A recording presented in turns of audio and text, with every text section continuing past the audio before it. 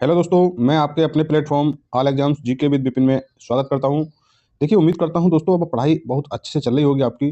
ठीक है। और देखिए, अब आपको पढ़ाई में सीरियस तरीके से लग जाना है, क्योंकि अब परीक्षा में ज़्यादा दिन का समय नहीं बचा। एनटीपीसी की परीक्षा दोस्तों अप्रैल माह में प्रस्तावित है। ठीक है। क्योंकि अभी कोई कंफर्म डेट तो नहीं है, परंतु हम आपको बता रहे हैं कि अप्रैल में आपकी परीक्षा स्टार्ट होने वाली है। ठीक है। देखिए, आज की जो दोस्तों हमारी क्लास है, क्लास नंबर 8 होने वाली है। देखिए, इस सीरीज को आप बहुत अच्छा प्यार दे रहे हैं दोस्तों। इसी तरीके से अपनी तैयारी में लगे रहिए। ठीक है। चलिए अपनी क्लास स्टार्ट करते हैं। अगर क्लास आपको अच्छी लगती है तो कृपया लाइक शेयर करना है। ठीक है। तो इस प्लेटफॉर्म पर नए आए हैं तो सब्सक्राइब करके रेलवे की तैयारी के लिए जुड़ जाइए। ठीक है। चलिए,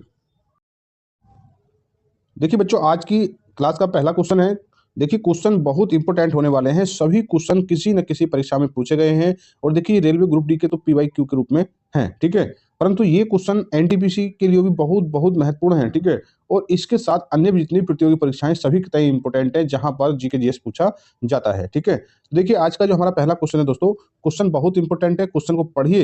ये क्वेश्चन वही क्वेश्चन है दोस्तों जो आपको सिलेक्शन दिलाते हैं। ठीक है। क्वेश्चन कह रहा है कि ऐहोल शिलालेख निम्नलिखित में से किन शासकों से जुड़ा है। तो दोस्तों देखिए, ये जुड़ा है ऐहोल, क्योंकि ये दक्षिण भारत का शिलालेख है। यहाँ से दोस्तों जो आप देखिए, अकबर ने कहाँ राज्य किया? उत्तर भारत में। अशोक ने भी ज़्यादातर उत्तर भारत में किया है, और विक्रमादित्य ने भी यहाँ पर ही किया। परंतु दोस्तों आपने ध्यान देना है कि पुलकेशिन द्वितीय जो था, ये दक्षिण भारत में इसने राज किया था, और ये अपने वंश का बहुत ही प्रतापी राजा रहा। ठीक है। ये वही राजा है जिसने राजा हर्षवर्धन को नर्मदा नदी के तट पर हराया था। नहीं तो राजा हर्षवर्धन को किसी हरा नहीं पाया कोई। ठीक है। परंतु पुलकेशिन द्वितीय ने हराया था। ठीक। चलिए अगला क्वेश्चन देखिए।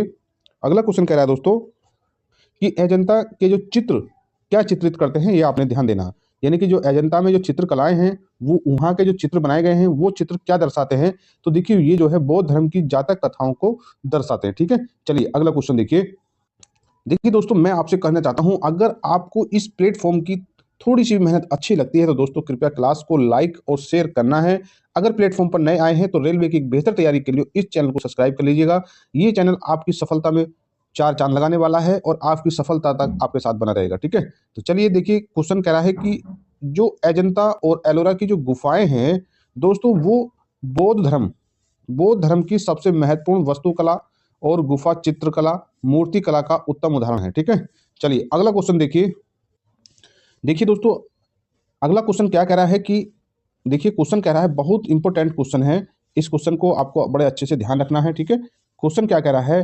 तो देखिए, क्वेश्चन अपने आप में बहुत बहुत इंपॉर्टेंट है। ठीक है। ये केवल ग्रुप डी के लिए नहीं, ये एनटीपीसी के साथ साथ अन्य जितनी भी प्रतियोगी परीक्षाएं होती हैं, सभी में इस क्वेश्चन के आने की संभावना बहुत ज्यादा है। ठीक है। क्वेश्चन कह रहा है कि निम्नलिखित में, ध्यान देना है कि निम्नलिखित में से किस राजा ने कोणार्क के सूर्य मंदिर का निर्माण कराया था? प्यारे मित्रों, आपने पहले तो ये पता होना चाहिए कि कोणार्क जो जगह है कहाँ पर है। तो देखिए, ये कोणार्क जगह जो है दोस्तों, उड़ीसा राज्य में है। यहाँ के सूर्य मंदिर का निर्माण जो है नरसिंह देव यानी नरसिम्हा देव प्रथम ने करवाया था। देखिए, इस मंदिर की कई ऐसी विशेषताएं हैं जिनका जिक्र दोस्तों हम किसी अपने अगली क्लास में या किसी और क्लास में करने वाले हैं। ठीक है। तो देखिए, इस मंदिर को दोस्तों ब्लैक पैगोडा के नाम से भी जाना जाता है। ठीक है। बहुत अच्छे से आपको ध्यान रखना है। ठीक है। चलिए अगला क्वेश्चन देखिए। क्वेश्चन कह रहा है कि एलोरा के मंदिरों का निर्माण जो है दोस्तों किसने करवाया था? एलोरा कहाँ पर है? महाराष्ट्र में है। ठीक है। और जो एलोरा जगह है दोस्तों, यहाँ पर मंदिर हैं जो पत्थरों को काटकर बनाए गए हैं। ठीक है। तो यहाँ के जो मंदिरों का जो निर्माण है वो राष्ट्रकूटों ने करवाया था। ठीक। चलिए अगला क्वेश्चन देखिए। देखिए, क्वेश्चन कह रहा है दोस्तों कि बृहदेश्वर मंदिर में, ध्यान देना है कि बृहदेश्वर मंदिर में कहाँ है? तो ये है तंजावुर में। ठीक है। चलिए अगला क्वेश्चन देखिए कि बृहदेश्वर मंदिर राजा किसके द्वारा बनवाया गया? कौन से राजा के द्वारा बनवाया गया? तो देखिए, जो बृहदेश्वर मंदिर है दोस्तों, राजा राज चोल प्रथम के द्वारा बनवाया गया। ठीक। चलिए आगे देखिए।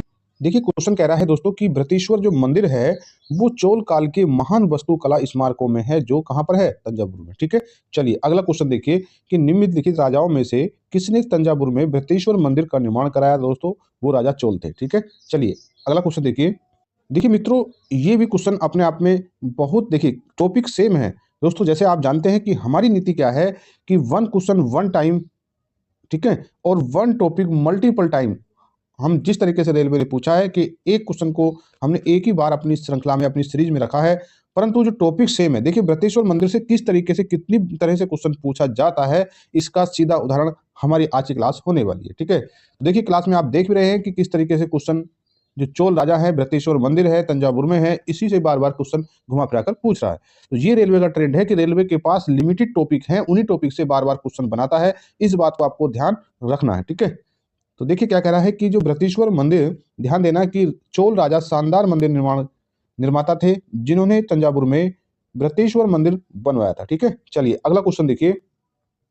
क्वेश्चन कह रहा है दोस्तों कि सोमनाथ मंदिर भारत में गुजरात के पश्चिम तट पर स्थित है, ठीक है। चलिए अगला क्वेश्चन देखिए। देखिए क्वेश्चन क्या कह रहा है, आप यहाँ पहले विकल्प में भारत भरिए, ठीक है। भारत नाम ग्रीक भाषा में आया है जिसका अर्थ है सिंधु नदी के पार, ठीक है। यानी कि जो भारत है, भारत नाम ग्रीक भाषा में आया है जिसका अर्थ है कि सिंधु नदी के पार, ठीक है। आपने ध्यान रखना है इसे, ठीक है। चलिए अगला क्वेश्चन देखिए, बड़ा कॉमन क्वेश्चन है, बहुत छोटा क्वेश्चन है, इसे आपने ध्यान रखना है। तो देखिए जो सिंधु है, इंडिया जो है, इंडिया नाम जो है सिंधु नदी से लिया गया है, ठीक है। इंडिया नाम किससे लिया गया है? सिंधु नदी से लिया गया, ठीक है। चलिए नेक्स्ट क्वेश्चन देखिए। देखिए दोस्तों इस क्वेश्चन को थोड़ा पहचानने की कोशिश करिए कि प्राचीन काल से, ध्यान देना कि प्राचीन काल से ही श्रॉफ, सेठ, साहूकार, महाजन और खेती रूप में जाने जाने वाले व्यापारियों का मुख्य व्यवसाय क्या था? बैंकिंग। ये दोस्तों बैंक का, यानी कि ये जो है लेन देन करते थे ये लोग, साहूकार थे, ठीक है। चलिए अगला क्वेश्चन देखिए। देखिए दोस्तों इस क्वेश्चन को पढ़ने की कोशिश करिए कि मोहम्मद गोरी की सेना और पृथ्वीराज चौहान के बीच 2 बार युद्ध हुए थे, जिसमें तराइन की दूसरी लड़ाई में पृथ्वीराज चौहान हार गए और उनके राज्य पर कब्जा कर लिया गया, ठीक है। तो मोहम्मद गोरी और पृथ्वीराज चौहान, कौन से चौहान? तृतीय चौहान, पृथ्वीराज चौहान तृतीय के बीच 2 युद्ध लड़े गए। 2 युद्ध जो लड़े गए थे वो तराइन के युद्ध थे, जो 1191 और 92 में लड़े गए, ठीक है। चलिए अगला क्वेश्चन देखिए। देखिए दोस्तों ये जो क्वेश्चन है काफी इंपॉर्टेंट क्वेश्चन है। क्वेश्चन कह रहा है कि किताब उल हिंद एक किताब जो भारत के इतिहास का उल्लेख करती है दोस्तों, उसे अल-बरूनी के द्वारा लिखा गया था, ठीक है। मैंने बहुत कुछ अच्छे से इतना डिटेल में बताया है इस टॉपिक के बारे में। इसके क्या जितने भी इसमें जो क्लास आपके पास आ रही हैं दोस्तों, इसके जो है 90% टॉपिक को मैंने बहुत डिटेल में कवर कर लिया है, ठीक है। तो इसे आपने बहुत अच्छे से देखना है, क्योंकि जो सीरीज आपको दी जा रही है, इस सीरीज को देखिए रेलवे ने किस तरीके से क्वेश्चन को, टॉपिक को रिपीट कर रहा है। और हम जब आप यहाँ तक अपनी क्लास करते चले आए हैं, क्योंकि इसकी और भी प्ले लिस्ट बनी हुई है दोस्तों, तो देखिए आपको रेलवे का PYQ करना कितना आसान हो गया है। क्यों? क्योंकि दोस्तों रेलवे के जो टॉपिक है, लिमिटेड टॉपिक है, बार बार उन्हीं से क्वेश्चन पूछ रहा है, और हर एक टॉपिक को मैंने बहुत डिटेल में जाकर आपको बताया, ठीक है। चलिए अगला क्वेश्चन देखिए।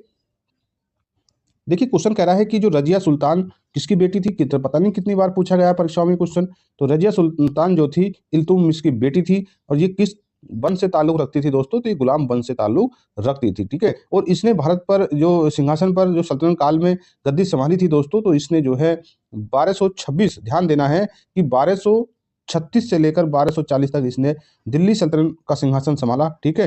तो ये सुल्तान बनने वाली भारतीय इतिहास में पहली महिला थी, ठीक है, मुस्लिम महिला थी, ठीक। चलिए अगला क्वेश्चन देखिए। क्वेश्चन कह रहा है कि सल्तनत काल के दौरान भूमि वितरण और प्रशासनिक प्रणाली का एक अद्भुत प्रकार विकसित हुआ था, क्या हुआ था? जिसे इक्तादारी कहा गया, ठीक है। चलिए अगला क्वेश्चन देखिए। देखिए दोस्तों आज की क्लास का ये लास्ट क्वेश्चन होने वाला है। इस क्वेश्चन को समझिए, बहुत अच्छा क्वेश्चन है, कॉन्सेप्ट वाला क्वेश्चन है। तो देखिए यहाँ पर आप जो है गुलाम